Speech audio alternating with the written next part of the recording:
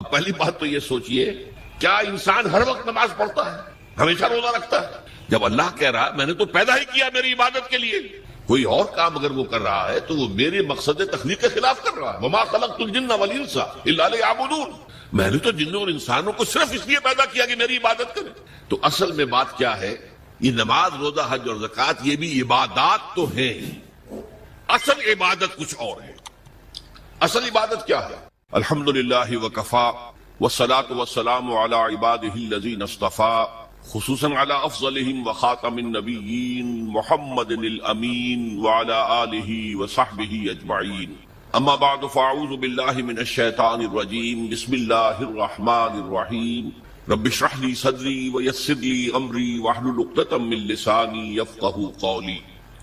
اللہم ربنا الہمنا رشدنا واعذنا من شرور انفسنا، اللہم ارنا الحق حقا وارزقنا اتباعہ وارنا الباطل باطلا وارزقنا اجتنابہ، اللہم وفقنا لما تحب وترضى، آمین یا رب العالمین۔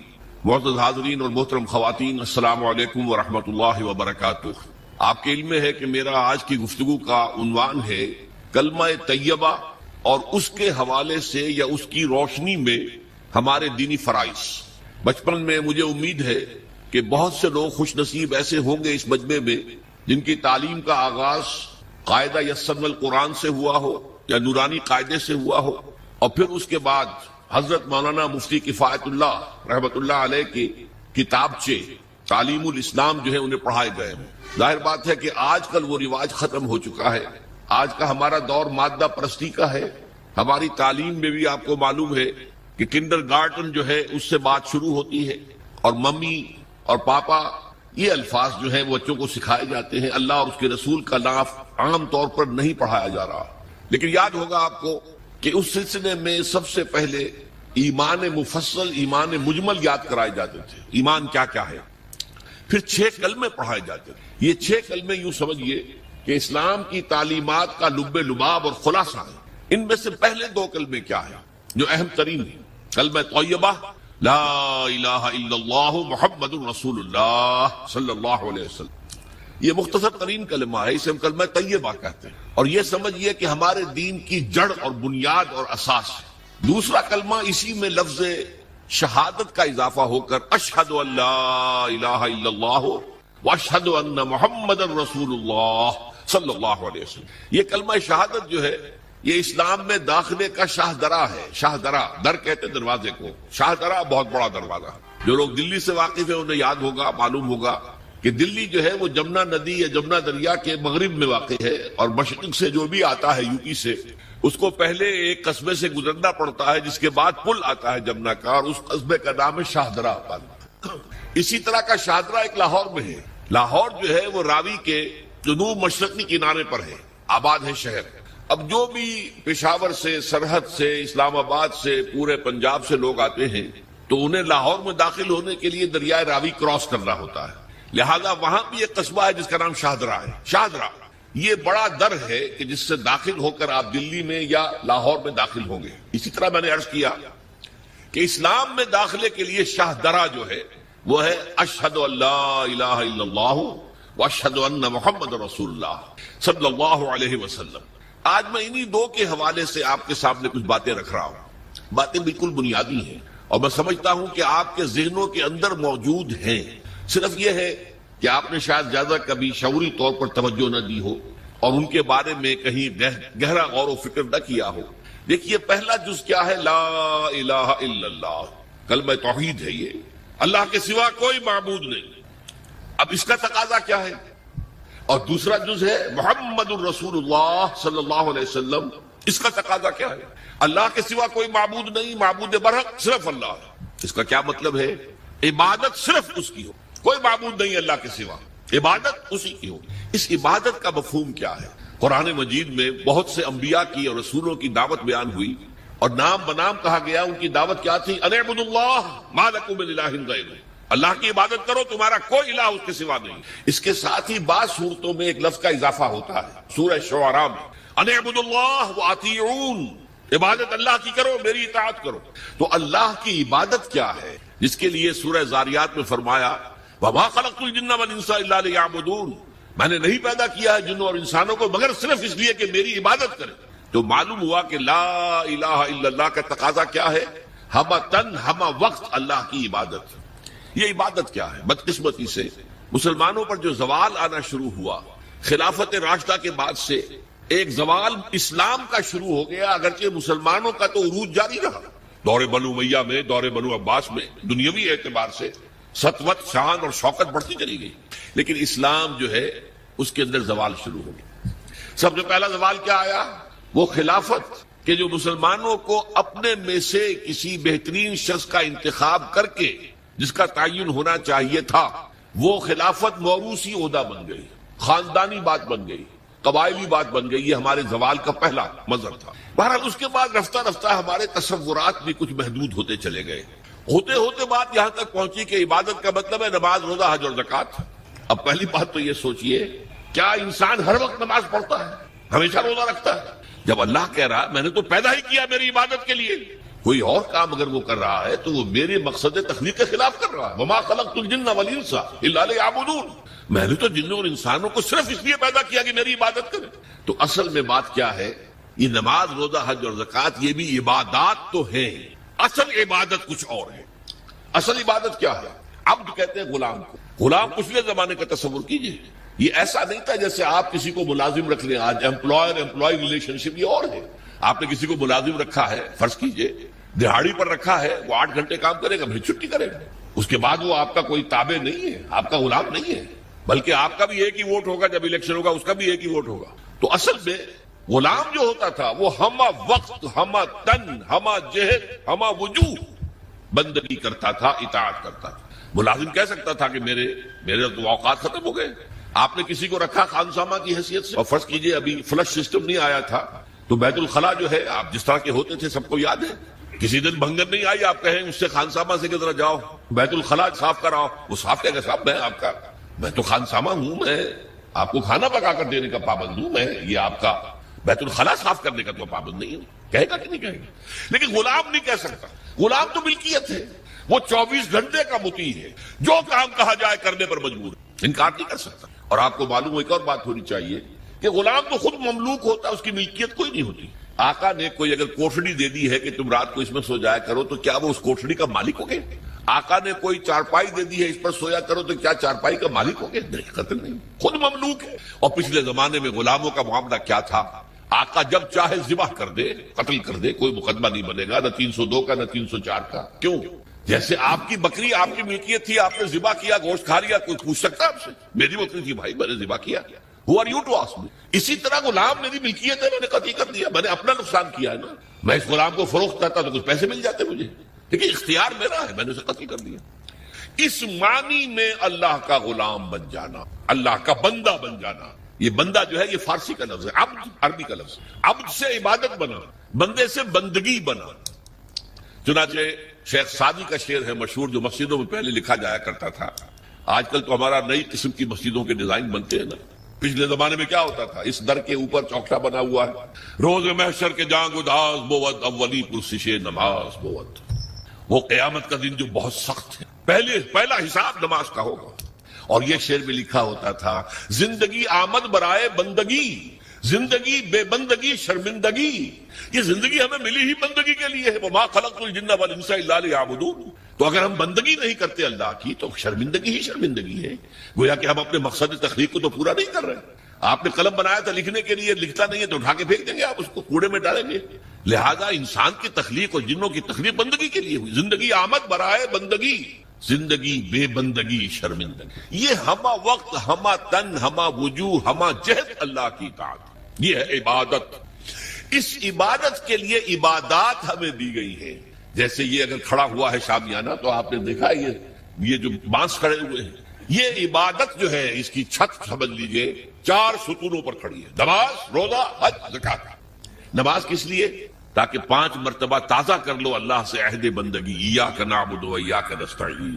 کہیں بھول مت جانا، صبح ہوئی ہے پہلے اپنا اللہ سے بندگی کا عہد تازہ کر لو، پھر دکان پر جانا، پھر دفتر میں جانا، اور پھر دوپہر میں پھر نکلو، پھر تازہ کرو. وہ آپ کا لنچ آور ہوگا لیکن اس میں اللہ کو پہلے یاد کرو. پھر جب بہت زیادہ ایکٹیویٹی کا ٹائم ہوتا ہے شام کا، پھر یاد کرو اللہ کو عصر کے وقت. پھر مغرب کے وقت، پھر رات کو عشاء، 5 دفعہ یاد کرو اقم الصلاۃ لذکری، کہ تمہیں یہ بات یاد رہے کہ ہم اللہ کے بندے ہیں اور ہمارا کام بندگی ہے، ہما تن ہما وجوہ ہما وقت اللہ کی عبادت۔ روزہ کیوں دیا؟ تاکہ نفس کے اندر جو شیطنت ہے، ان النفس لامارۃ بالسوء، اس نفس کو کنٹرول کرنے کی عادت ہو جائے۔ بھوک برداشت کرو، کسی وقت کھانے کو حلال چیز نہیں مل رہی تو بھوک برداشت کرو، فوراً کسی حرام شے کے اندر منہ نہ مار دو، تمہارے اندر عادت ہونی چاہیے۔ پیاس شدید لگی ہوئی ہے تو اگر کوئی صحیح مشروب نہیں ہے تو ایسا نہ کرو کہ کیا کریں یہاں پر تو سوائے جو شراب کا کچھ ملتا ہی نہیں تو لوگ شراب ہی پیتے ہیں۔ اس کے لیے مشق کرانے کے لیے 30 دن صبح سے شام تک جائز مشروب بھی نہ پیو، جائز کھانا بھی نہ کھاؤ، تاکہ تمہارے اندر صلاحیت پیدا ہو جائے کہ باقی 11 مہینوں میں ناجائز سے تو بچو۔ یہ ہے عبادت کے ساتھ ان عبادات کا تعلق۔ ایک بڑی ہمارے اندر جو ہے نفس کی خواہش، دولت پرستی، اس کو نکالنے کے لیے صدقہ، خیرات، انفاق، خرچ کرو خرچ کرو خرچ کرو، تاکہ یہ دولت کی محبت دل میں سے کھرچی جائے۔ اور یہ تینوں حکمتیں جمع کرنی ہے حج کے اندر۔ حج میں احرام کے اندر پابندیاں ہوتی ہیں، وہ روزے کے مشابہ ہیں۔ بڑی رقم خرچ ہوتی ہے، یہ زکوٰۃ و صدقات کے مشابہ ہو گئی۔ اس میں تلبیہ ہوتا ہے، لبیک اللہم لبیک لبیک لا شریک لک لبیک ان الحمد والنعمت لک والملک لا شریک لک، یہ اللہ کا ذکر ہو رہا ہے۔ تو ذکر اور انفاق اور نفس کو کنٹرول کرنا، یہ تینوں چیزیں جمع کر دی حج میں، وہ جامع عبادات، جامع العبادات۔ لیکن ان عبادتوں کے اوپر چھت آئے گی اسلام کی پوری، ہمہ جہت ہمہ وقت اللہ کی بندگی، اللہ کی اطاعت۔ یہ جو عبادت ہے، ایک بات اور نوٹ کر لیجئے، یہ عبادت جو ہے زبردستی بھی دنیا میں کرائی جاتی رہی۔ مثلا بنی اسرائیل پر فرعون مسلط تھا، اپنے احکام منواتا تھا کہ نہیں؟ ہم پر انگریز حاکم تھا، اپنا قانون نافذ کرتا تھا کہ نہیں؟ تم اپنے قانون رکھو گھروں میں، تمہارے کتاب میں لکھا چور کے ہاتھ کاٹو، ہم نہیں کاٹیں گے۔ تمہاری سنت ہے رسول کی، شادی شدہ ہو زانی یا زانیہ اس کو رجم کرو، غیر شادی شدہ 100 کوڑے لگاؤ اور اعلان برسر عام لگاؤ، جاؤ رکھو اپنے گھر میں، آیتیں پڑھ لیا کرو، ثواب لے لیا کرو، یہاں تو ہمارا قانون چلے گا۔ اور ہم اطاعت کرتے تھے کہ نہیں؟ یہ اطاعت جو ہے یہ فورس تھی، زبردستی کی تھی، جبر کے ساتھ تھی، اس کو عبادت نہیں کہیں گے۔ عبادت وہ اطاعت ہے اللہ کی اور اس کے رسول کی جو اپنی دلی آمادگی سے کی جائے، اللہ اور اس کے رسول کی محبت میں سرشار ہو کر کی جائے۔ یہ ڈائمنشن جو ہے عبادت کی کہ محبت اس کا جزو لازم، اللہ لا ایمان لمن لا محبت لہ، دیکھو جس کے اندر محبت نہیں ہے اللہ کے اس کے رسول کی، اس کا کوئی ایمان نہیں۔ اللہ کا عشق، اللہ کے رسول کا عشق، اس سے سرشار ہو کر اللہ کی اطاعت، اللہ کے رسول کی اطاعت پوری زندگی میں، یہ عبادت ہے۔ اور اس میں نوٹ کیجئے، اس عبادت میں اللہ کی اطاعت بھی ہے، رسول کی اطاعت بھی ہے۔ نماز آپ پڑھتے ہیں کیسے پڑھتے ہیں؟ جیسے رسول نے سکھائی صلی اللہ علیہ وسلم، صلو کما رأیتمونی اصلی، نماز ایسے پڑھو جیسے مجھے دیکھتے ہو کہ میں پڑھتا ہوں۔ صحابہ نے حضور کو دیکھا، تابعین نے صحابہ کو دیکھا، تابعین نے تابعین کو دیکھا، یہ نسل بعد نسل۔ تو نظام جو بنتا ہے عبادت کا، اس میں اللہ کی اطاعت بھی ہے اور اللہ کے رسول کی اطاعت، اطیعوا اللہ واطیعوا الرسول، بار بار قرآن میں آتا ہے، بار بار آتا ہے۔ اور میں نے آپ کو بتایا کہ بہت سے رسولوں کی دعوت تو آئی ان اعبدوا اللہ ما لکم من الہ غیرہ، لیکن اسی کو دوسری جگہ پر بیان کیا گیا ان اعبدوا اللہ واطیعون، اللہ کی عبادت کرو اور میری اطاعت کرو۔ تو ہمہ تن ہمہ وقت ہمہ وجوہ اللہ کی بندگی، اللہ کی اطاعت رسول کے طریقے پر، یہ ہے عبادت۔ اس کے لیے ہمیں پیدا کیا گیا۔ اب اس میں ابھی تک کی جو باتیں تھیں وہ تو ذرا میٹھی تھی، ذرا کڑوی بات بھی آ جائے۔ اگر جزوی اطاعت ہوگی تو وہ اللہ کے ہاں قبول نہیں ہے، وہ منہ پر دے ماری جاتی ہے۔ آپ کہیں نماز کا حکم اللہ نے دیا ہے، یہ میں پڑھتا ہوں اور اسی طرح پڑھتا ہوں جیسے کہ حضور پڑھتے تھے، ٹھیک ہے بھائی، لیکن اللہ نے سود کو حرام کیا ہے، بھائی یہ تو مجبوری ہے میری، میں کیا کروں، اس کے بغیر تو کاروبار چلتا نہیں۔ یہ معاملہ اب بہت مخدوش ہو گیا۔ اللہ کے بعض احکام کو ماننا اور بعض کو پاؤں تلے رون دینا، اس پر جو غضب اللہ تعالیٰ کا اس کو سمجھ لیجئے۔ سورہ بقرہ کی آیت نمبر 85، افتؤمنون ببعض الکتاب وتکفرون ببعض، کیا تم ہماری کتاب اور ہماری شریعت اور ہمارے قانون اور ہمارے احکام کے ایک حصے کو مانتے ہو اور ایک دوسرے کو نہیں مانتے؟ فما جزاء من یفعل ذلک منکم، تو کوئی سزا نہیں ہے اس کی جو یہ طرز عمل اختیار کریں گے۔ اللہ کی اطاعت جزوی، یہ مانیں گے یہ نہیں مان سکتے، یہ کریں گے یہ نہیں کر سکتے۔ فما جزاء من یفعل ذلک منکم الا خزی فی الحیاۃ الدنیا، اس کی سزا اس کے سوا کچھ نہیں کہ دنیا کی زندگی میں تو ذلیل اور خوار اور رسوا کر دیے جائے۔ ویوم القیامت یردون فی اشد العذاب، یردون الی اشد العذاب، اور قیامت کے دن شدید ترین عذاب میں جھونک دیے جائیں۔ دیکھیے یہ میرا قول نہیں، میں تو اللہ کی بات بتا رہا ہوں۔ پہلا حصہ آج پوری دنیا میں ہمیں نظر آ رہا ہے، ہم ذلیل و خوار ہیں، شاعر کہتے رہے ہیں آج کیوں ذلیل کے کل تک نہ تھی پسند گستاخی فرشتہ ہماری جناب میں. دنیا میں ہر مسلمان جو ہے، ہر انسان چوتھا یا پانچواں انسان مسلمان ہے. 1/4 آف ورلڈ پاپولیشن اور 1/5 ایٹ لیسٹ. لیکن مسلمانوں کے لیے عزت کہیں نہیں ہے، ذلت. دنیا کے معاملات میں ہم سے کوئی رائے نہیں دیتا. کسنوی پرسد کے بھیا کشتی تم کون ہو؟ اب G7 بیٹھیں گے، فیصلہ کریں گے. G8 ہوں گے، G9 ہوں گے، G13 ہوں گے، G15 ہوں گے، یا یہ کہ سیکیورٹی کونسل ہوگی UNO کی، وہ فیصلہ کریں گے تم کون ہو. کوئی مسلمان ملک نہ 3 میں، نہ 13 میں، نہ G7 میں، نہ G15 میں، کوئی بھی نہیں. ہماری پالیسیاں کوئی اور بناتے ہیں. ہمارے پاس تو کوئی کنڈولیسا رائس آ جاتی ہے، یا اس سے پہلے کوئی اور آ جاتا تھا، آ کر حکم دے کے چلے جاتے ہیں یہ کرو، اور کرتے ہیں. دونوں ہاتھ جوڑ کر کرتے ہیں. یہ صورتحال کیوں ہے؟ یہ ذلت اور یہ رسوائی. اور ایک بات پر توجہ کیجئے، آج دنیا میں اس پورے گلوب میں جہاں بھی خون بہتا ہے مسلمان کا بہتا ہے. 50 برس سے کشمیر میں اور فلسطین میں کس کا خون بہ رہا ہے؟ بوسنیا میں کس کا بہا؟ کوسوو میں کس کا بہا؟ مقدونیہ میں کس کا بہا؟ چچنیا میں کس کا خون بہ رہا ہے؟ فلپائنز میں کس کا خون بہ رہا ہے؟ تھائی لینڈ میں اب شروع ہو گیا ہے. ایک صوبے میں مسلمان اکثریت میں ہیں، وہ چاہتے ہیں کہ ہمیں علیحدہ ملک دیا جائے. ان کے اوپر گولیاں برس رہی ہیں، مارا جا رہا ہے. اس سے پہلے صومالیہ میں کس کا خون بہا تھا؟ نوٹ کر لیجئے، آج اس کرۂ ارضی پر خون جہاں بہ رہا ہے وہ مسلمان کا. افغانستان میں لاکھوں مار دیے، اور آپ کو معلوم ہے کہ عراق کے اندر کتنے لاکھ مار دیے گئے، کچھ اندازہ ہی نہیں. اور ابھی تک معاملہ چل رہا ہے. یہ ذلت اور رسوائی کیوں ہے؟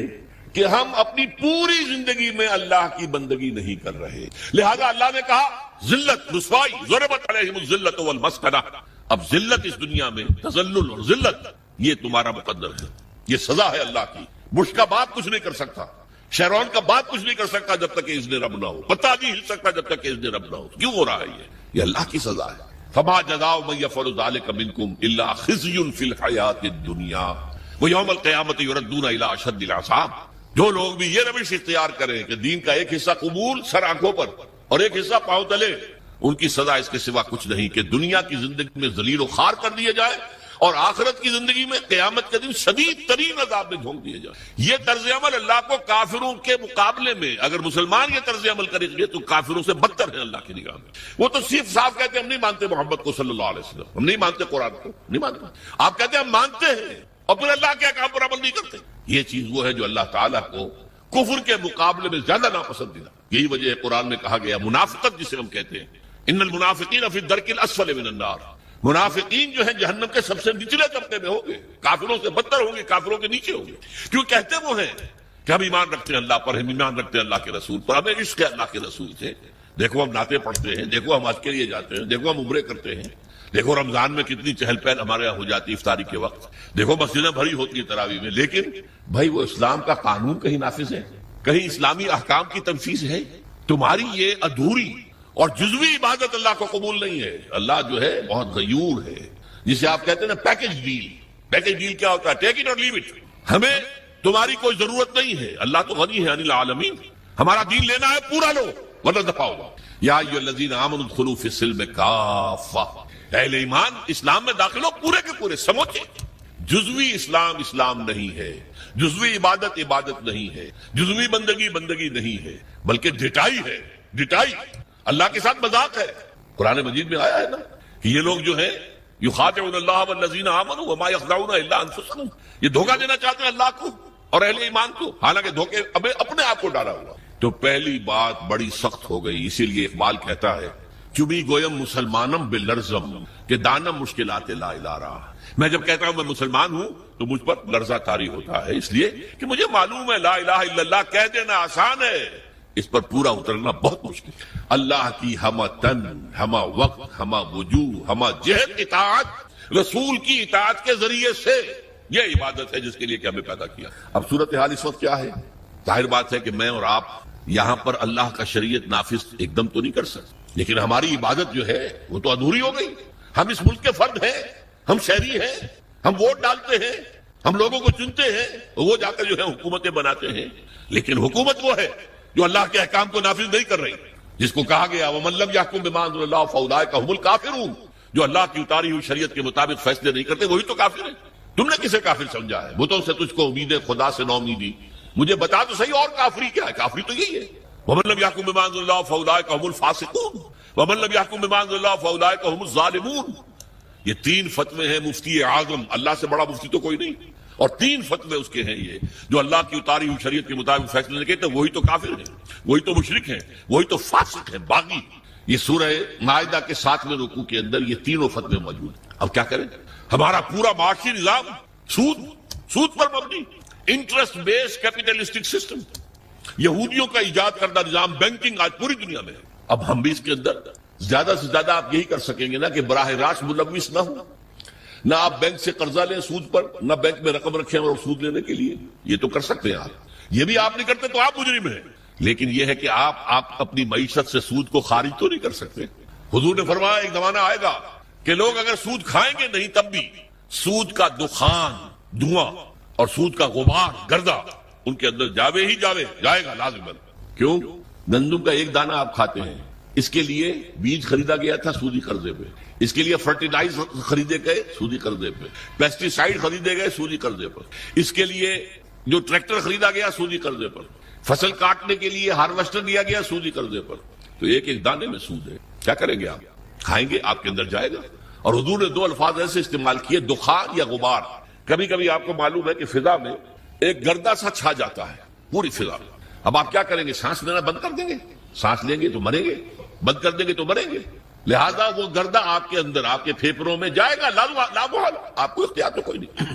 اور دھواں، کہیں آپ کے گھر کے اندر آگ لگ گئی ہے، کسی ہوٹل میں آپ ہیں وہاں آگ لگ گئی ہے، دھواں، کیا کریں گے آپ؟ سانس لینا بند کر دیں گے؟ سانس تو لیں گے جینے کے لیے، دھواں اندر جائے گا کہ نہیں؟ تو براہ راست کوئی شخص سود کھائے نہ کھائے، اس کا غبار یا اس کا دخان، اس کا دھواں لازماً اس کے اندر جائے گا. تو اب کیا کریں؟ جب تک پورے دین کو قائم نہ کیا جائے اس وقت تک ہماری بندگی جزوی بندگی ہے، ہماری عبادت جزوی عبادت. اس گناہ کا کیا کفارہ ہے؟ دیکھیے پچھلے زمانے میں، آج کل تو کنویں ہیں نہیں، کنویں میں کوئی بلی گر گئی، کوئی کتا گر گیا، اب اس کی لاش نکالتے تھے، اور ساتھ ہی کتنے ڈول پانی نکالیں گے تب یہ پاک ہوگا. تھا کہ نہیں؟ میرے اندر اگر گناہ جا رہا ہے، دھواں جا رہا ہے سود کا، میں سانس لے رہا ہوں اس فضا میں جس میں اللہ کا دین قائم نہیں ہے، تو میرے اندر گناہ جا رہا ہے، گناہ جا رہا ہے، گناہ جا رہا ہے. اس کا کفارہ کیا ہوگا؟ اس کو صفائی کیسے کریں گے؟ تن من دھن لگا دو اللہ کے دین کو قائم کرنے کے لیے. ابھی یہ عزیزم نوید صاحب جو کہہ رہے تھے بار بار اقامت دین، اقامت دین، کیا مطلب ہے اقامت دین کا؟ دین کو قائم کرنا، پورا دین. جیسے آپ کہتے ہیں ایک ہے نماز پڑھنا، ایک ہے نماز قائم کرنا. زمین و آسمان کا فرق ہے نا.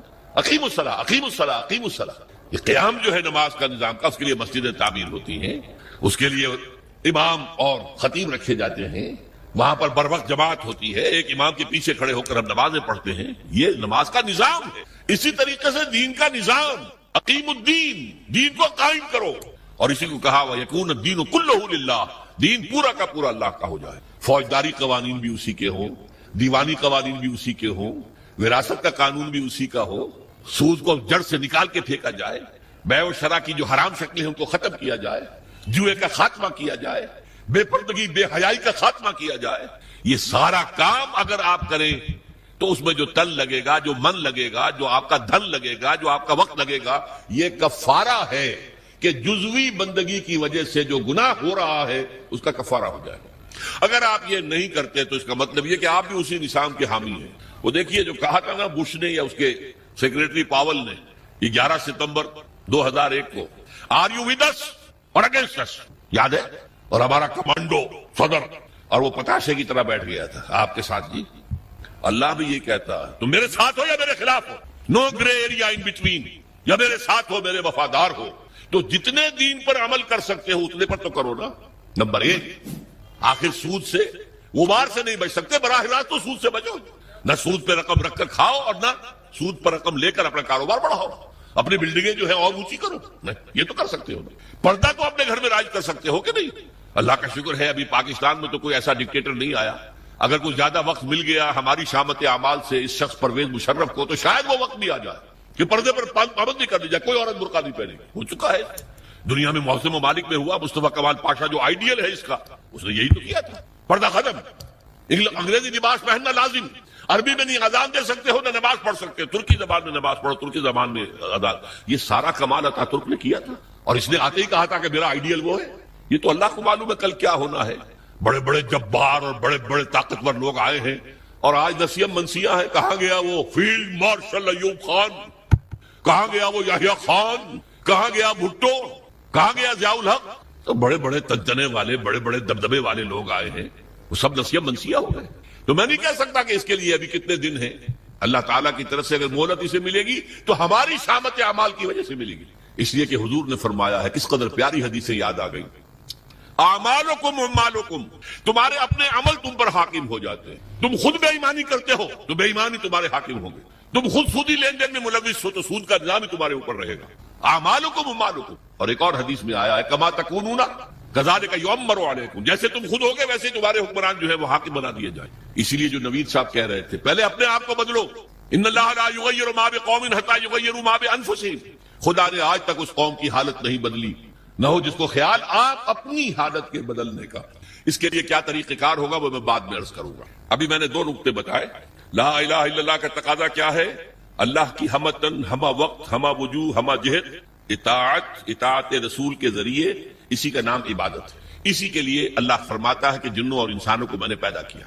جیسے میں نے کہا تھا، نماز تو ہر وقت نہیں پڑھتے آپ، جو پابندی سے پڑھتا ہے وہ بھی 2-2.5 گھنٹے ہی 24 گھنٹے میں لگتے ہوں گے نا اس کے نماز میں. باقی 21.5 گھنٹے کیا کرے گا؟ عبادت کرے گا. یعنی جو کام کرے گا شریعت کے دائرے میں کرے گا. یہی عبادت ہو رہی ہے. کمائی کرے گا حلال ذریعے سے کرے گا، کھانا کھائے گا حلال کھائے گا. یہ پوری زندگی کے تمام کام عبادت ہیں اگر اللہ کے قانون کے مطابق کیے جائیں. یہی بغاوت ہے اگر اللہ کے قانون کے خلاف کیے. اور دوسری بات میں نے آپ کو بتائی، یہ عبادت جزوی اللہ کو قبول نہیں ہے، بلکہ جزوی عبادت وہ تو منہ پر دے ماری جائے گی، جاؤ دفع ہو جاؤ، ٹیک اٹ اور لیو اٹ، یا ہمارا دین قبول کرو یا چھوڑ دو. اس کا جزوی جو معاملہ نہیں ہو سکتا. 50% مانتے ہیں یا 30% یا 33%. چلو 33% پہ پاس ہو جاتے ہیں نا بچے، ہمیں بھی 33% پہ پاس کر دو. اللہ کے ہاں یہ بات نہیں ہے. ٹیک اٹ اور لیو اٹ. اور اس کا عبادت کا حق صحیح معنی میں کب ادا ہوگا؟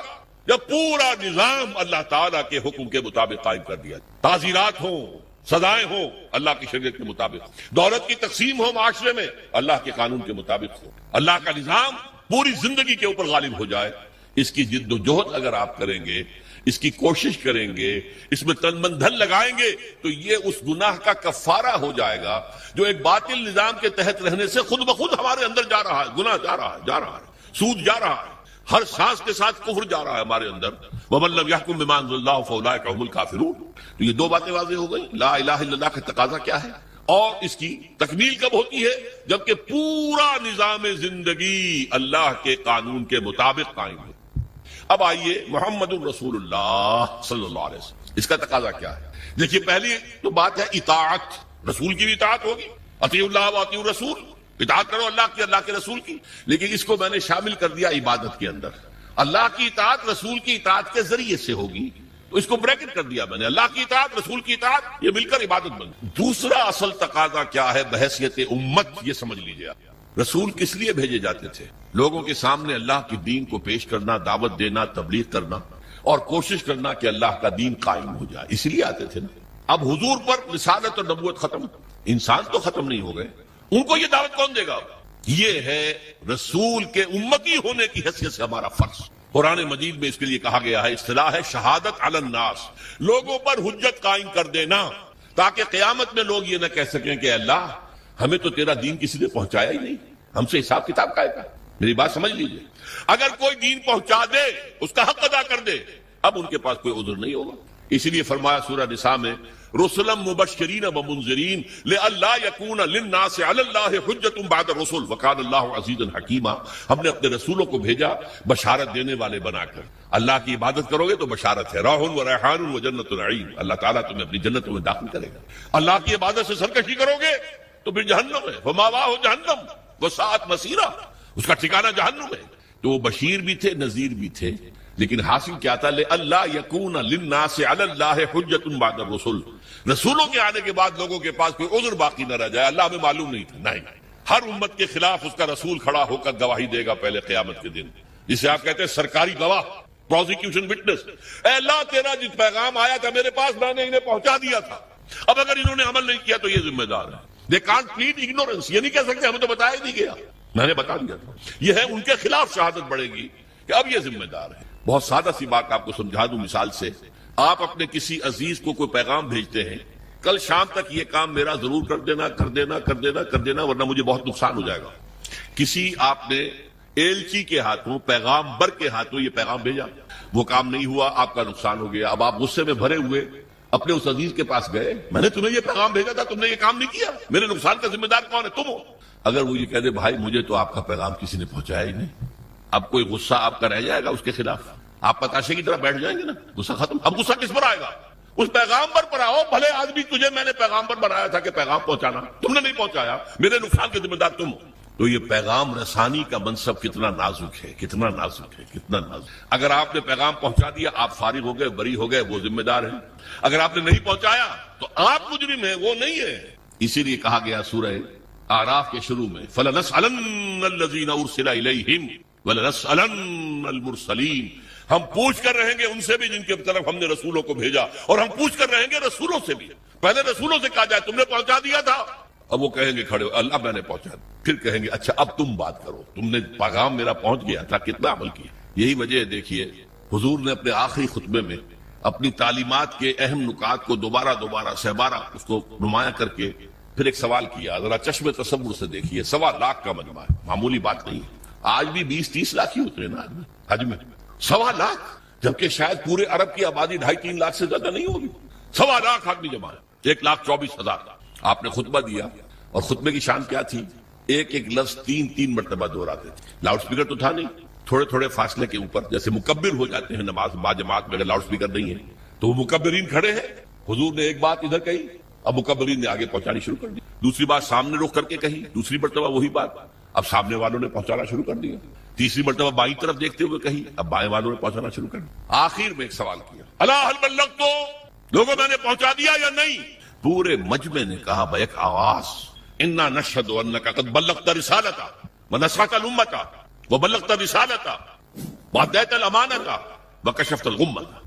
اے نبی ہم گواہ ہیں، آپ نے حق تبلیغ ادا کر دیا، حق رسالت ادا کر دیا، ہماری خیر خواہی کا حق ادا کر دیا، اور کفر کے اور ضلالت کے پردے چاک کر دیے. 3 دفعہ کہا الا هل بلغت، اور جواب آیا انا نشهد انك قد بلغت رسالتا واديت الامانه ونصحت الامه وكشفت الغمه.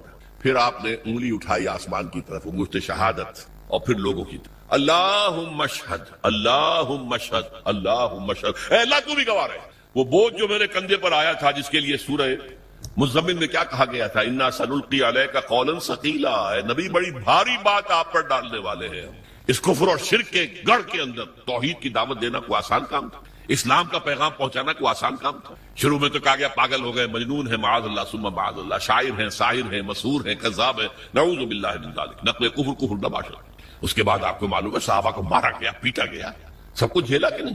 خود 3 برس حضور جو ہیں وہ محصور رہے شیب بنی ہاشم میں. یہ جیل ایسی تھی جس میں کھانے کو کچھ نہیں تھا. آپ کی جیلوں میں تو راشن تو ملتا ہے. بہرحال یہ ساری سختیاں جھیل کر حضور نے دین کو غالب کر یہ کام کیا. لیکن اس وقت آپ نے کیا فرمایا؟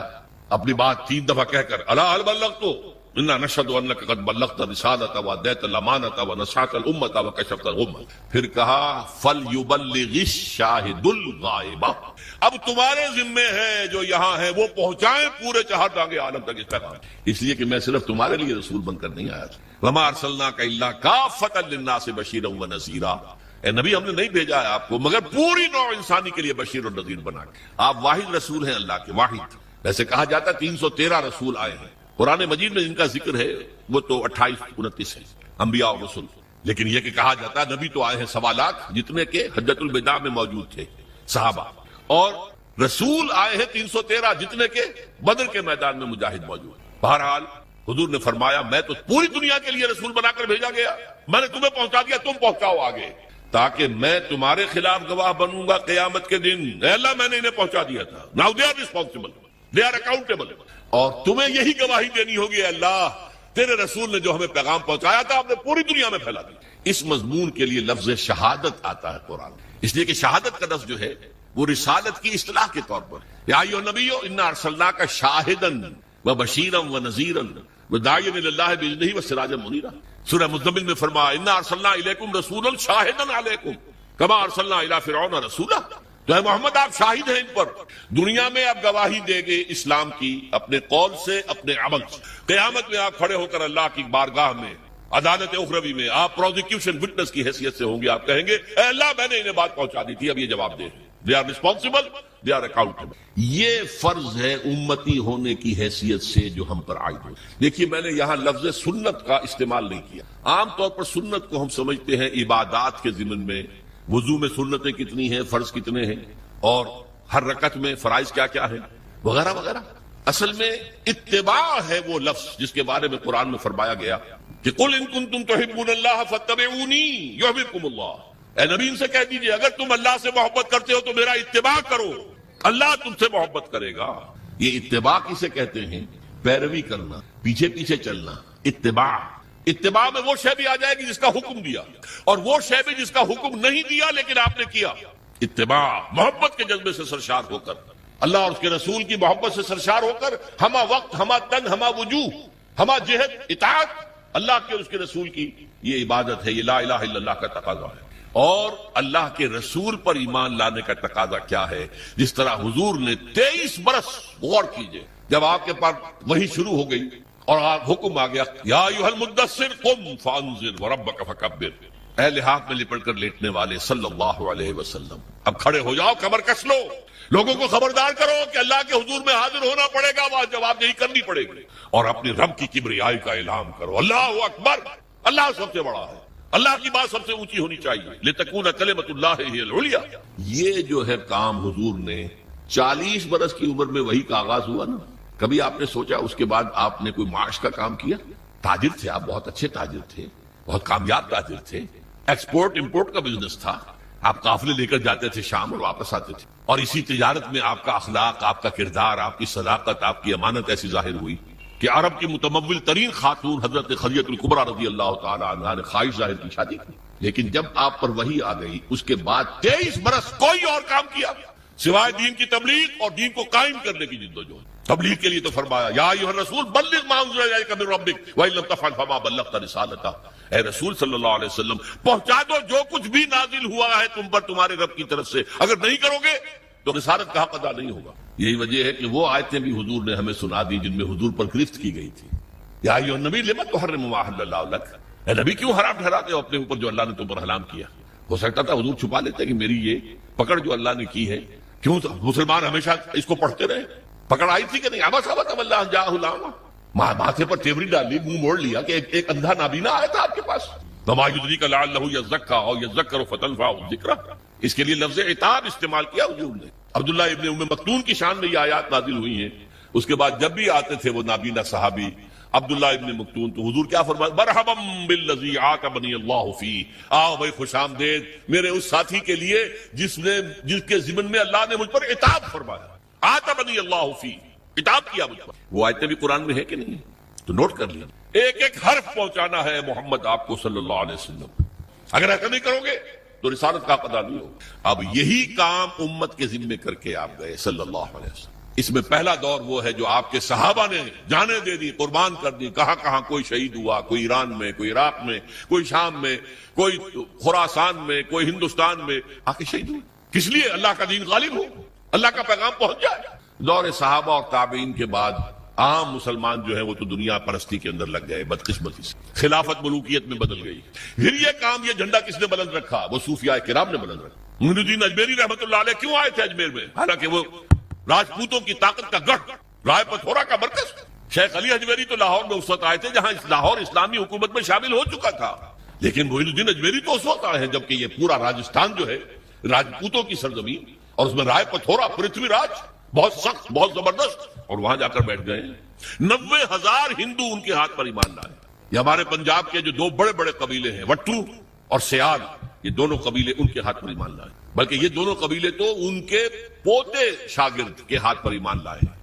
یعنی شیخ معین الدین اجمیری رحمۃ اللہ علیہ، خواجہ معین الدین کے جو ان کے خلیفہ تھے، خواجہ بختیار کاکی رحمۃ اللہ علیہ ان کے خلیفہ تھے جو پاک پٹن میں دفن ہے، بابا فرید گنج شکر رحمۃ اللہ علیہ، ان کے ہاتھ پر یہ دونوں قبیلے ایمان لائے. بہرحال یہ کام کیا ہے مسلمانوں نے، پہلے کیا ہے بحیثیت امت، بحیثیت قوم، بحیثیت حکومت.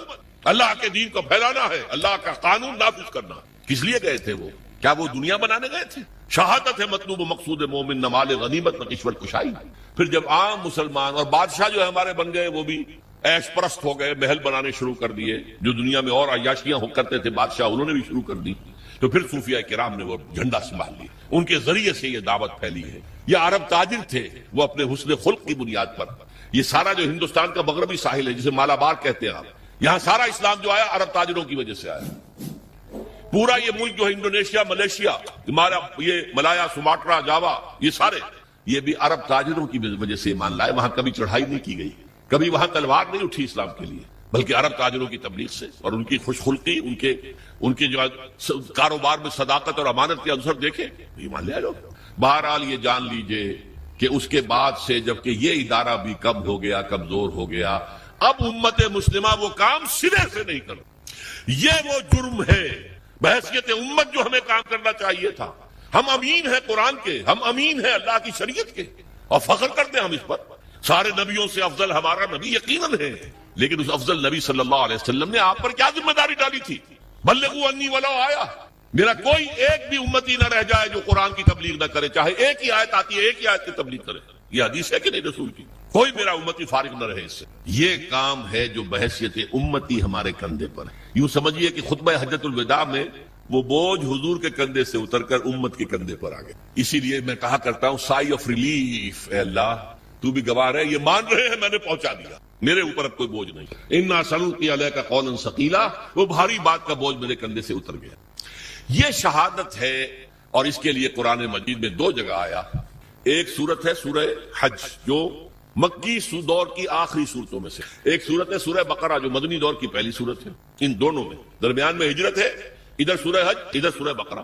سورہ حج میں فرمایا اے مسلمانوں جاہدوا فی اللہ حق جہادہ، جہاد کرو اللہ کی راہ میں جتنا کہ اس کی جہاد کا حق ہے، اور کس لیے کرو؟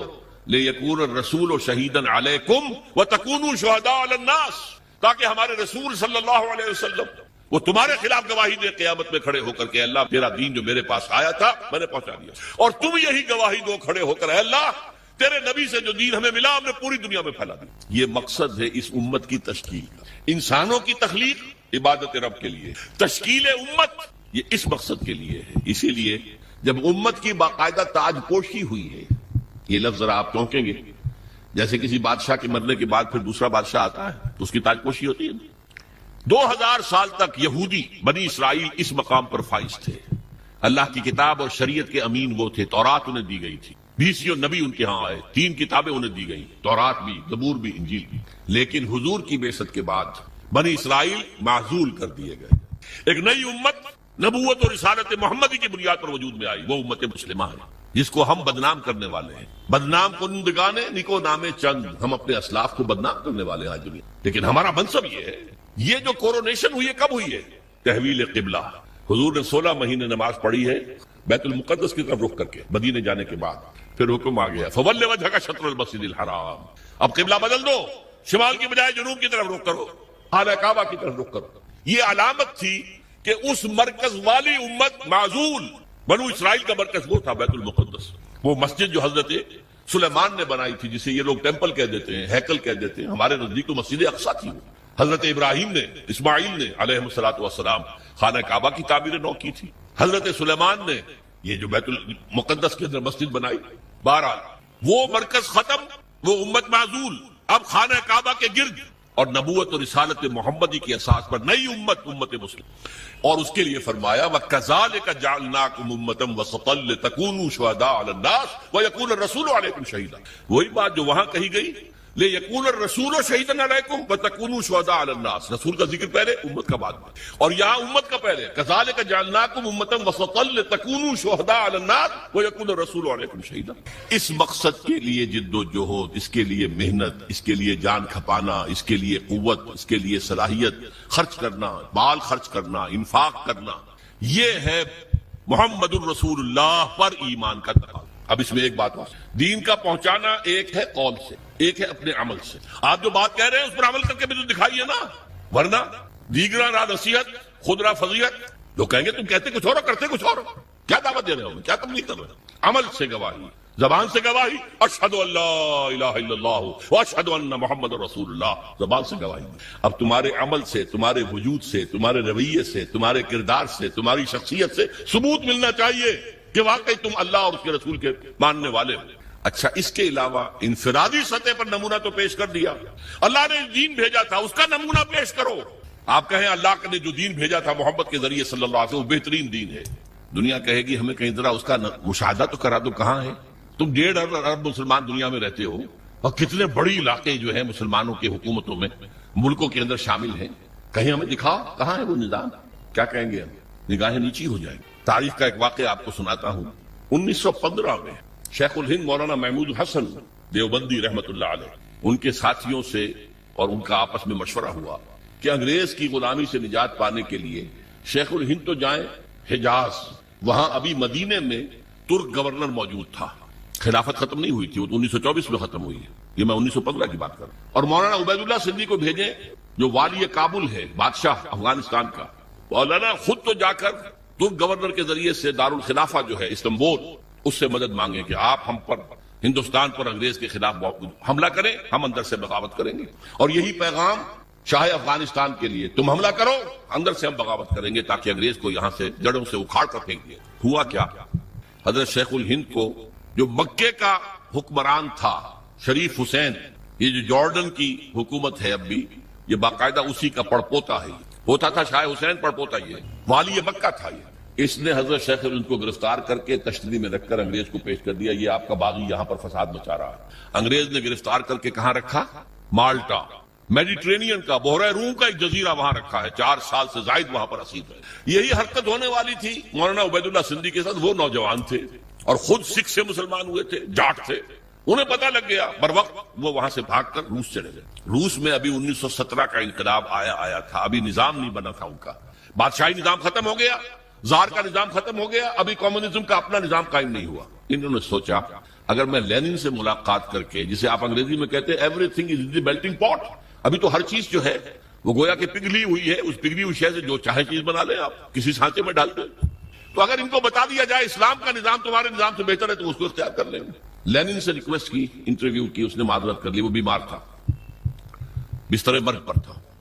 اس نے کہا ٹروٹسکی سے بات کیجیے، یہ بہت سے لوگوں کو معلوم ہوگا کہ لینن کا اصل جانشین ٹروٹسکی ہونا تھا، یہ تو سٹالن نے عین وقت پر سازش کی اور قبضہ کر لیا۔ ٹروٹسکی سے بڑی مفصل گفتگو ہوئی مولانا سندھی کی، اور وہ سنتا رہا، آخر میں اس نے ایک بات کہی، مولانا یہ نظام جو ہے جو آپ پیش کر رہے ہیں بہت عمدہ ہے، کوئی شک نہیں، بہت اعلیٰ ہے، سب سے عمدہ ہے، لیکن آپ نے کہیں اسے قائم کیا ہے؟ مولانا سندھی کہتے ہیں اس کے بعد جو میری نگاہیں زمین میں گڑ گئی، میں اس سے دوبارہ آنکھیں چار نہیں کر سکتا۔ ارے اتنی اچھی بات تمہارے پاس ہے اور تم اسے خود اپنے گھر میں نافذ نہیں کرتے، ریوڑیاں آ کر یہاں تقسیم کرنا چاہتے ہو، اپنے بچوں کو ریوڑیاں نہیں دیتے، کرو نا، قائم کرو نا، اسے دکھاؤ اس کا نمونہ۔ یہ ہے وہ دلیل جو آج پوری دنیا دے رہی ہے۔ کہاں ہے اسلام تمہارا؟ مسلمانی در کتاب اور مسلمانہ در گور، مسلمانی کتاب میں لکھی ہوئی ہے، یہ پڑھ لیجئے، قرآن میں ہے، حدیث میں ہے، فلاں میں ہے، سیرت میں ہے، خلافت راشدہ میں ہے۔ بھائی ٹھیک ہے 1400 برس پرانی بات ہوئی، آج دکھاؤ۔ یہ بات اب سمجھی آپ نے؟ لا الہ الا اللہ کا تقاضا، اللہ کی بندگی ہمہ تن، ہمہ وجوہ، ہمہ وقت، ہمہ جہت، اطاعت اللہ، اطاعت رسول۔ اور یہ کب پورا ہوگا؟ جب پورا نظام بھی اللہ کے دین کے اوپر قائم ہو جائے، تب آپ کی بندگی ہوگی پوری بندگی، ورنہ تو جزوی ہے، نمازیں ہم پڑھ رہے ہیں، روزے رکھ رہے ہیں، حج کر رہے ہیں، لیکن بھائی تم حاجی آئے ہو پاکستان سے، اتنی بڑی تعداد میں 1 لاکھ آ گئے ہو، تم نے اپنے ملک میں اسلام قائم کیا؟ قرآن مجید میں کہلوایا گیا ہے حضور سے، اہل کتاب سے آپ کہہ دیجئے اے نبی، قل یا اہل الکتاب لستم علی شیء حتی تقیموا التوراۃ والانجیل وما انزل الیکم من ربکم۔ اے اہل کتاب، اے یہودیو، اے نصرانیو، تمہاری کوئی حیثیت اللہ کی نگاہ میں نہیں ہے جب تک کہ تورات اور انجیل کو قائم نہیں کرتے۔ You have no face to pray to us, ہم سے دعا کرتے ہیں، کس بات کی دعا کرتے؟ ہمارا دین، ہماری شریعت قائم کی ہے، یہی بات ہم سے ہے۔ یا اہل القرآن لستم علی شیء حتی تقیموا القرآن وما انزل الیکم من ربکم۔ اے قرآن والو، قرآن پہ ایمان رکھنے کے دعوے دارو، تمہاری کوئی حیثیت نہیں ہم سے بات کرنے کی جب تک کہ قرآن کو، اس کے نظام کو، اس کے قوانین کو، اور قرآن کے ساتھ اور جو نازل کیا گیا وہی خفی ہے، جو حدیث نبوی ہے وہ وہی خفی ہے، اس کو جب تک قائم نہیں کرتے تمہاری کوئی حیثیت نہیں۔ پہلی بات یہ ہوگی، یہ عبادت مکمل کب ہوگی؟ جب پورا نظام اللہ کے قانون پر قائم ہے۔ محمد الرسول اللہ کا تقاضا کیا ہے؟ دین کی دعوت، دین کی تبلیغ، قول سے، عمل سے، انفرادی سطح پر، اجتماعی سطح پر۔ یہ اسی وقت حق ادا ہوگا جب آپ اسلام کا نظام قائم کر کے دنیا کو دکھا دیں اور آپ کہہ سکیں come and see with your own eyes, آؤ مشرق کے لوگوں آؤ، مغرب کے لوگوں آؤ، اے جاپانیوں آؤ، اے امریکیوں آؤ، دیکھو یہ نظام ہے محمد کا لایا ہوا صلی اللہ علیہ وسلم، see it with your own eyes. اس سے بہتر نظام کوئی ہو سکتا ہے؟ بتاؤ۔ یہاں کوئی ریپریشن ہے، کوئی جبر ہے، یہاں کوئی ایکسپلائٹیشن ہے، یہاں کوئی امیر غریب کا خون چوس رہا ہے، یہاں کوئی بھوک کے مارے خودکشی کر رہا ہے؟ آپ دیکھو نا، ایک ایک شہری کی بنیادی ضروریات کی کفالت ہم کر رہے ہیں، ایک ایک کی۔ یہ نظام خلافت ہے، قائم کر کے دکھاؤ نا، پھر دنیا نہ مانے تو وہ مجرم، اور تم قائم کر کے نہیں دکھا سکتے تو پھر تم مجرم ہو، دنیا کیا مانے گی؟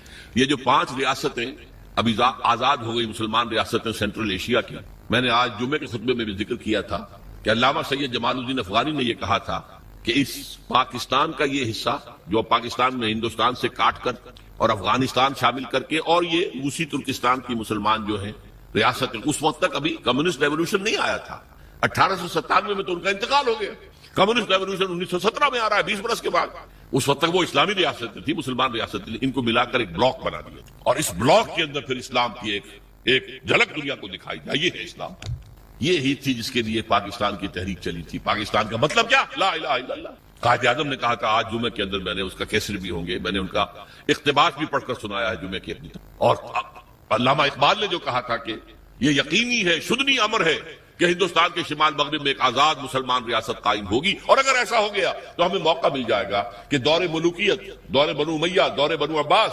سلاطین عثمانی، ان کے دور میں اسلام کے چہرے پر جو بدنما داغ اور دھبے آ گئے تھے انہیں ہٹا کر صحیح اسلام کا نقشہ پیش، اس کام کے لیے پاکستان بنا، and we have failed utterly, بالکل ناکام ہو گئے۔ اسی لیے آج کی نوجوان نسل پوچھے کیوں بنایا تھا اسلام؟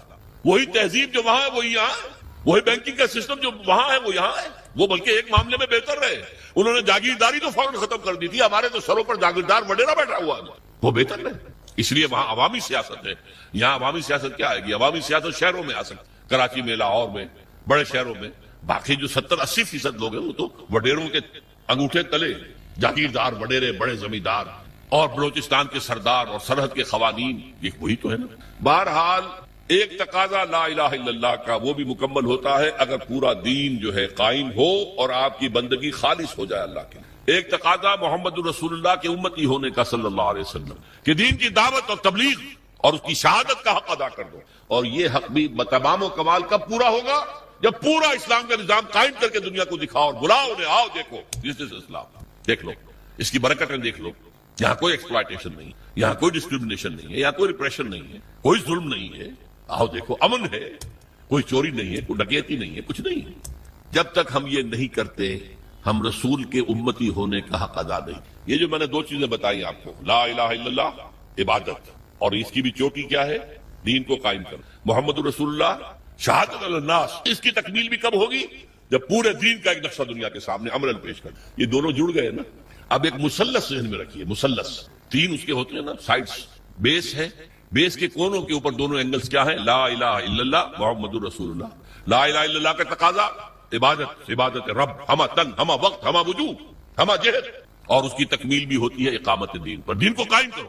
اور محمد رسول اللہ کا تقاضا شہادت علی الناس، اس کی تکمیل بھی ہوتی ہے اقامت دین پر۔ یہ دونوں بازو آ کر اوپر مل گئے تو یہ مثلث بن گئی، لا الہ الا اللہ، عبادت رب، محمد رسول اللہ، شہادت علی الناس، دونوں کی تکمیل اقامت۔ یہ ہے وہ کام جس کے لیے کچھ تحریکیں چلی، پچھلی صدی اس میں چلی ہیں، اب تو ہم 21ویں صدی میں آ گئے۔ اس سے تقریباً 200-300 برس پہلے ہم غلام تھے، کہیں ہم انگریزوں کے غلام تھے، کہیں فرانسیسیوں کے تھے، کہیں اطالویوں کے تھے، کہیں اسپینیئرز کے تھے، تو یہ ہماری غلامی کا دور تھا۔ پچھلی صدی کے وسط میں یہ ممالک ایک ایک کر کے آزاد ہوئے۔ 1947 میں ہم آزاد ہو گئے، 1-2 خطوں پر مشتمل پاکستان وجود میں آ گیا، انڈونیشیا آزاد ہو گیا، ملائیشیا آزاد ہو گیا، سیو کارنوں کی زیر قیادت تحریک چلی، عربوں نے بھی اٹھا کر انگریزوں کو، فرانسیسیوں کو پھینک دیا سمندر کے اندر، جمال عبد الناصر نے انگریزوں کو اٹھا کر میڈیٹرینین میں پھینک دیا، یہ ہو گیا نا۔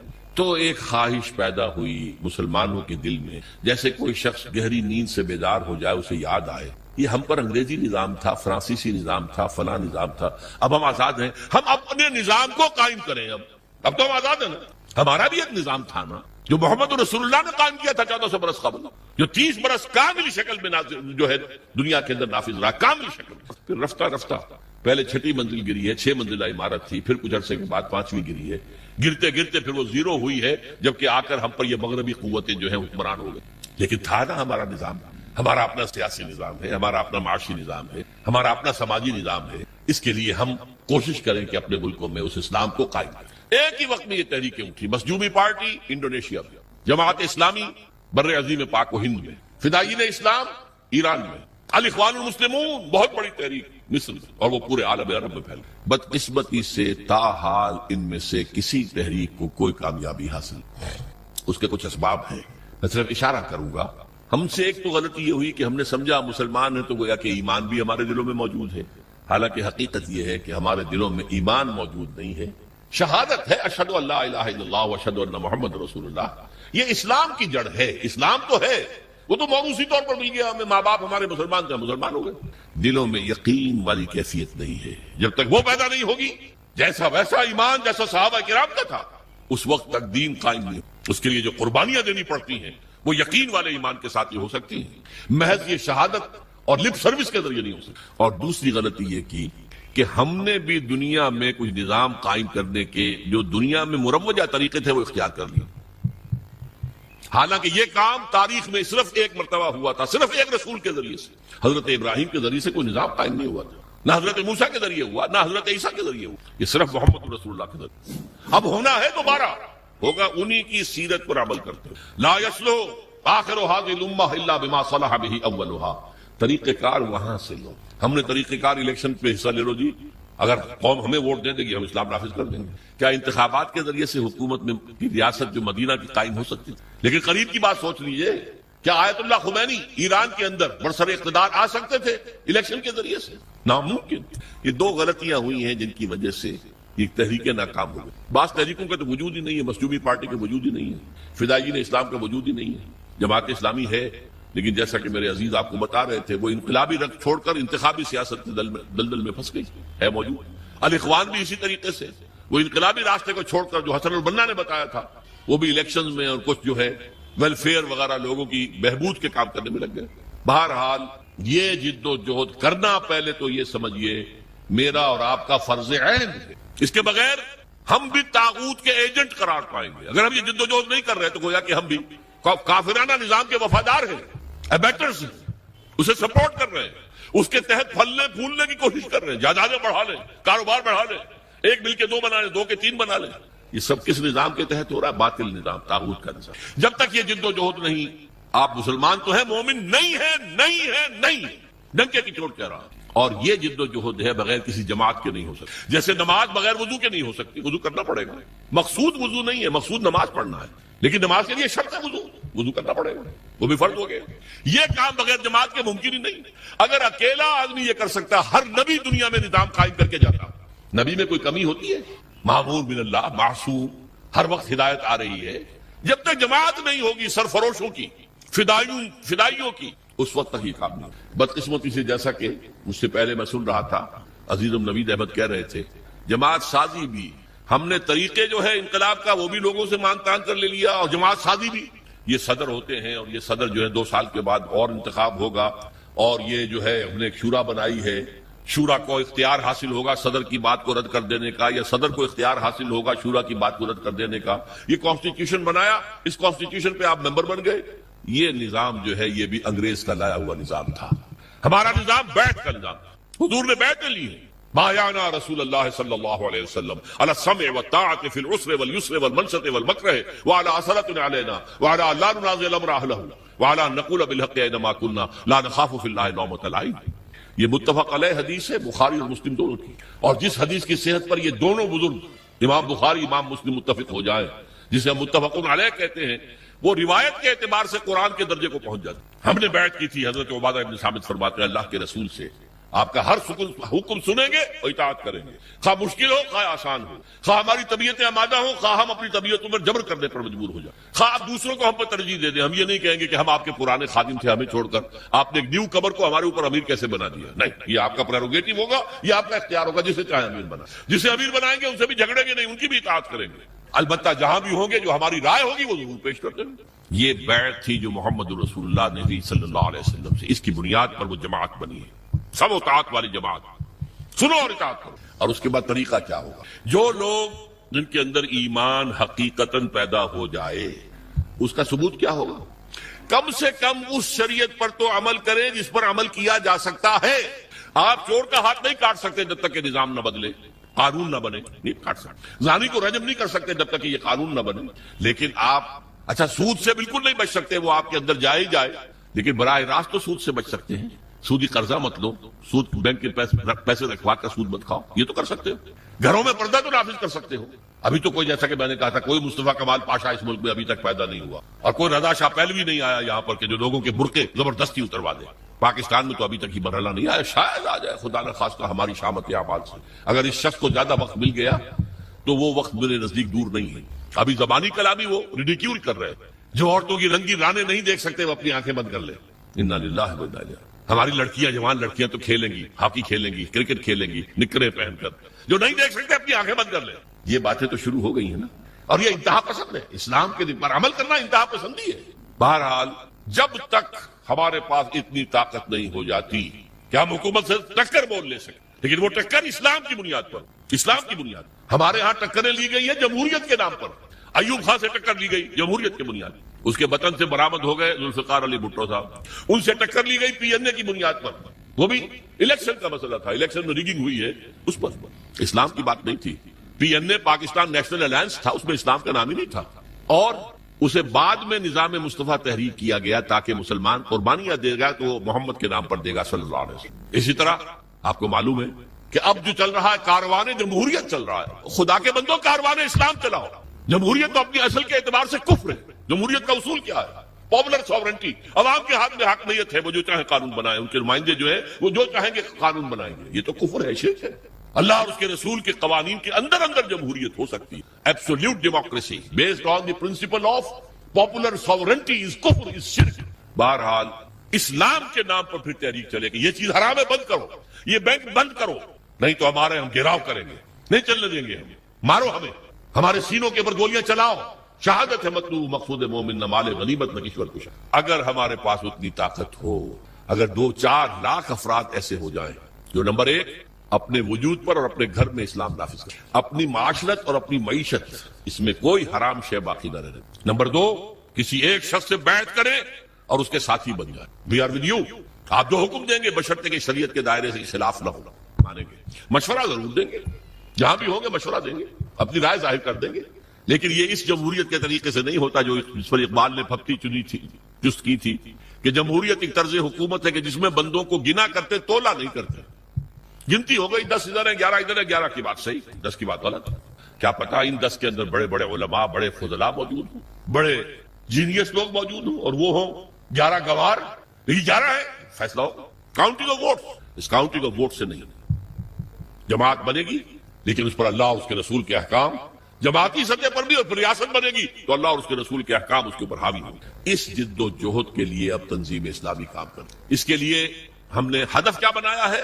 یہاں کہیں آپ لکھا دیکھ رہے ہیں، تنظیم اسلامی کا پیغام نظام خلافت کا قیام، وہ خلافت علی منہاج النبوہ جو حضور صلی اللہ علیہ وسلم کے بعد 30 برس تک کامل شکل میں رہی دنیا کے اندر، اور حضور کی پیشن گوئیاں موجود ہیں کہ دوبارہ دنیا میں آئے گی وہ خلافت، دوبارہ آئے گی، اور اب جب آئے گی گلوبل ہوگی، بڑا مقابلہ زبردست پیش آنے والا ہے، دنیا کو ہے پھر مار کے روح و بدن پیش، تہذیب نے پھر اپنے درندوں کو ابھارا، اللہ کو پامر دیے مومن پہ بھروسہ، ابلیس کو یورپ کی مشینوں کا سہارا، پامر دیے مومن، یقین والے مومن، وہ جب جد و جہد کریں گے تو نہ بش کچھ کر سکے گا، نہ شیرون کچھ کر سکے گا، نہ ای یو کچھ کر سکے گا، اللہ کی مدد ہمارے شامل حال ہوگی۔ ان ینصرکم اللہ فلا غالب لکم، اگر اللہ تمہاری مدد کرے گا کوئی تم پر غالب نہیں آ سکتا، وَإِن يَخْذُلْكُمْ، اگر اللہ تمہارے ساتھ چھوڑ دے فَمَنْ ذَا الَّذِي يَنصُرُكُم مِّن بَعْدِهِ، پھر کون مدد کر سکتا ہے تمہیں؟ لیکن اللہ کی مدد آئے گی تو اس طریقے سے اقامت دین کی جد و جہد کے ذریعے سے آئے گی، ورنہ نہیں آئے گی۔ لَسْتُ بَرَا شَيْءٍ حَتَّىٰ تُقِيمُوا الْقُرْآنَ وَمَا أُنزِلَ إِلَيْكُم مِّن رَّبِّكُم، تمہاری کوئی حیثیت ہی نہیں، دعائیں مانگتے ہو، سقوط ڈھاکہ کے وقت قنوت نازلہ کتنے دن تک مانگی گئی، فجر کے بعد ہاتھ اٹھا اٹھا کر، بعض لوگ رو رو کر، اللہ نے نہیں سنی، شکست، عظیم شکست کا کلنک کا ٹیکہ ہمارے ماتھے پر لگ گیا، آج تک دھلا نہیں ہے وہ، بلکہ بات تو آگے بڑھتی نظر آ رہی ہے، میرا موضوع نہیں ہے اس وقت۔ پاکستان کے وجود کو لاحق خطرات و خدشات میرا کتابچہ ہے، میں نے تقریر کی تھی، یہ تو معلوم ہوتا ہے کہ جیسے یہ ریورسل شروع ہو چکا ہے، یہ جو کچھ بلوچستان میں ہو رہا ہے یہ کوئی انڈیجنس فینومینن نہیں ہے، یہ مقامی نہیں ہے، اس کی تاریں کہیں سے ہلائی جا رہی ہیں، حکومت نے بھی کہہ دیا یہ راک ہے، اور یہ ہندوستان کے جو ہیں بھارت کے کونسلیٹس جو بنے ہوئے ہیں جلال آباد میں بھی ہیں اور قندھار میں بھی، کاہے کے لیے وہاں کیا کر رہا ہے؟ قندھار میں بیٹھ کر انہوں نے بلوچستان کے اندر انریسٹ پیدا کرنے کر رہے ہیں، ہوگا حکومت کہتی ہے 50 کروڑ کے ہتھیار آ گئے، پیسے کہاں سے آئے ان کے پاس؟ اس کا جواب بھی تو دو۔ بہرحال حالات بہت مخدوش ہیں، میرے نزدیک اب وقت بہت تنگ ہے، بہت کم ہے، لیکن یہ کہ اگر میں اور آپ لگ جائیں کچھ پتہ نہیں، کبھی بھولی ہوئی منزل بھی یاد آتی ہے انسان کو، یاد آ جائے قوم کو یہ ملک کس لیے بنایا گیا تھا۔ یہ تو اللہ کے دین کا ایک نمونہ دنیا میں پیش کرنے کے لیے ہم نے حاصل کیا، رو رو کے دعائیں مانگی تھی، گڑ گڑا کر۔ نبی صاحب نے آپ کو بتایا، میں 14 برس کی عمر میں حصار ڈسٹرکٹ مسلم اسٹوڈنٹس ایسوسی ایشن کا جنرل سیکرٹری تھا، ضلع کا۔ نعرے ہم لگاتے تھے، پاکستان کا مطلب کیا، لا الہ الا اللہ۔ عیدین میں، جمعوں میں، جمعۃ الوداع میں رو رو کر گڑ گڑا کر دعائیں کرتے ہیں، اللہ ہمیں انگریز اور ہندو کی دوہری غلامی سے نجات دے، ہم تیرے دین کا بول بالا کریں گے۔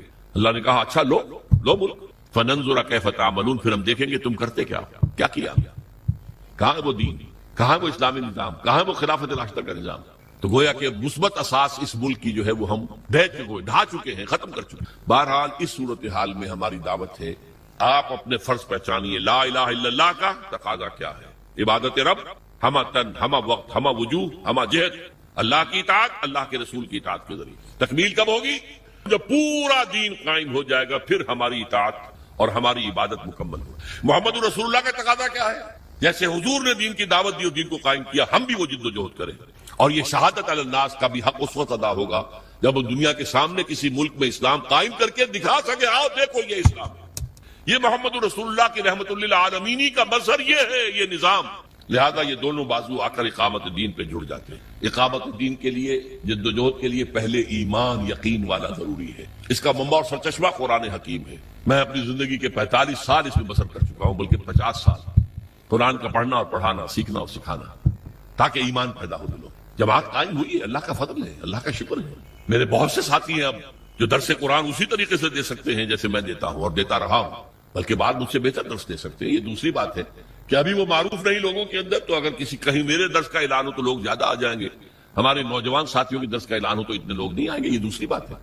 لیکن وہ کام ہو رہا ہے، تنظیم بھی قائم ہو چکی ہے، بیعت کی بنیاد پر قائم ہو چکی ہے۔ ہم نے سنت نبوی کو زندہ کیا، الحمدللہ ثم الحمدللہ، کہ بیعت کی بنیاد پر تنظیم، وہ انگریزوں کے لائے ہوئے طریقوں پر ہم نے تنظیم اور جماعت نہیں بنائی ہے۔ اب وہ دعوت آگے کرنا، پھیلانا، آپ اس تنظیم میں شامل ہوں۔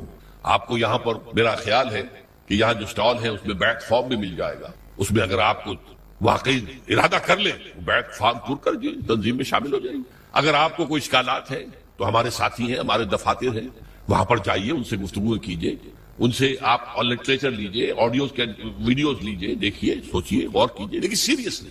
اگر خدا نہ خواستہ ہم ناکام ہو گئے دنیا میں، تب بھی آخرت میں جو کامیاب ہوں گے، اللہ میں یہ کام کرتا رہا آخری دم، اے اللہ میں نے دنیا میں جائیداد نہیں بنائی، اے اللہ میں نے یہ کام کیا، میں نے تیری کتاب کو پھیلایا ہے، اور میں نے تیرے دین کو قائم کرنے کے لیے جماعت بنا، اور تیرے رسول کی سنت پر اس کا نظام بیعت کی بنیاد پر رکھا۔ میں کم سے کم اللہ کے ہاں جا کر یہ تو کہہ سکوں گا، چاہے ہم قائم کر سکیں یا نہ کر سکیں، اور اگر کر دیں تو کیا کہنے، پاؤ 12 ہیں، پھر دنیا میں بھی اور آخرت میں، دونوں میں کامیابی ہے۔ ورنہ آخرت کی کامیابی تو کہیں نہیں گئی، دنیا میں اگر ہم نہیں کامیاب ہوتے اور اسلامی انقلاب نہیں آتا اور خدا نہ خواستہ یہ ملک بھی ختم ہو جاتا جس کے آثار اب بہت قوی ہیں، تو بہرحال ہم آخرت کا جیسے سوار لیں گے اگر ہم اس کام کے اندر تن من دھن لگاتے رہے، جیسے قرآن میں کہا گیا ہے، قل ان صلاتی و نسکی و محیای و مماتی للہ رب العالمین، کہہ دو میری نماز، میری قربانی، میرا جینا، میرا مرنا سب اللہ کے لیے، میری زندگی کا مقصد تیرے دی کی سرفرازی، میں اسی لیے مسلمان، میں اسی لیے نماز اسی لیے ہے، واستعینوا بالصبر والصلاۃ، مدد حاصل کرو صبر سے اور نماز سے، نماز جو ہے آپ کو قوت دے گی اس کام کے لیے جد و جہد کرنے کی طاقت فراہم کرے۔ بہرحال یہ پیغام ہے، ہماری دینی ذمہ داریاں کلمہ طیبہ کے حوالے سے، یہ 2 ٹرائنگل کے بیس پر جو کارنرز ہیں، عبادت لا الہ الا اللہ، شہادت محمد رسول اللہ، اور دونوں کی تکمیل ہوتی ہے جا کر اقامت دین پر۔ اللہ تعالیٰ مجھے بھی توفیق دے کہ میں آخری سانس تک اس کام میں لگا رہوں۔ ظاہر بات ہے کہ میری زندگی تو اب وہ جو آپ عام طور پر کہتے ہیں شام زندگی، صبح زندگی، وہ شام زندگی سے آگے گزر کر شب زندگی میں داخل ہو چکا ہوں۔ اب اگلے مہینے میں 73 برس کا ہو جاؤں گا، گویا کہ قبری حساب سے 75 برس کا ہو جاؤں۔ بہرحال اللہ نے ابھی تک توفیق دی ہے، اور جب تک جان میں جان ہے اسی کا کام کرنا ہے، اسی کے لیے محنت کرنی ہے، اسی کے لیے بھاگ دوڑ کرنی ہے۔ السلام علیکم سامعین، آپ لوگ ڈاکٹر اسرار احمد صاحب کے اور بیانات سننا چاہتے ہیں تو ہمارے چینل کو سبسکرائب ضرور کرتے ہیں۔